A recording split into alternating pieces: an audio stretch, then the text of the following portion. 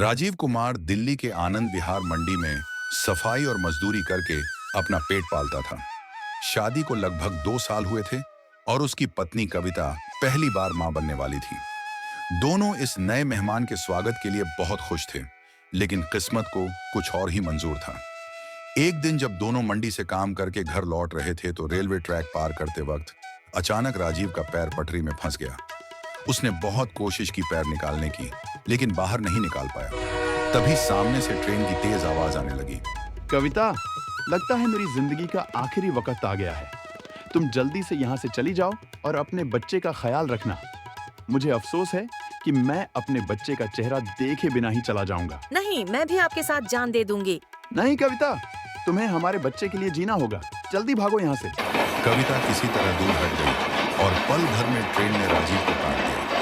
देखते देखते कविता की सारी दुनिया उजड़ गई और वह विधवा बन गई। अब वह अकेली ही मंडी जाकर मजदूरी करने लगी।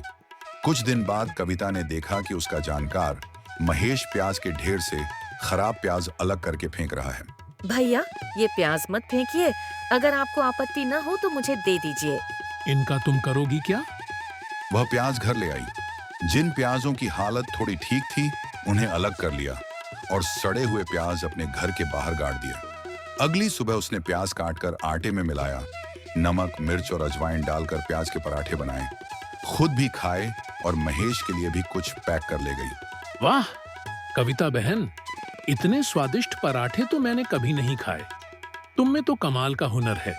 धीरे धीरे समय बीतता गया। अब कविता का गर्भ 7वें महीने में पहुंच चुका था। पेट बड़ा हो गया था, इसलिए मजदूरी बंद हो गई। घर में खाने का भी संकट खड़ा हो गया। एक दिन जब वह भूखी बैठी थी तो उसे अपने घर के बाहर गाढ़े प्याज याद आए। उसने वे प्याज निकाले, आटा पड़ोसन से मांगा और फिर प्याज के पराठे बनाए। बहन, ये तो बहुत ही बढ़िया खुशबू है। क्या बनाया है? बस प्याज के पराठे। वाह, तेरे हाथों में तो जादू है। मैं तो कहती हूँ तू प्याज के पराठे का ठेला लगाकर कमाई शुरू कर। भगवान ने तुझे हुनर दिया है, इसका फायदा उठा। कविता को यह बात जम गई। उसने महेश से मदद मांगी। महेश के पास एक पुराना ठेला पड़ा था जो वह उसे दे देता है। अगले दिन कविता ठेला लेकर मंडी में प्याज के पराठे बेचने बैठ गई, लेकिन पूरा दिन बीत गया, एक भी ग्राहक नहीं।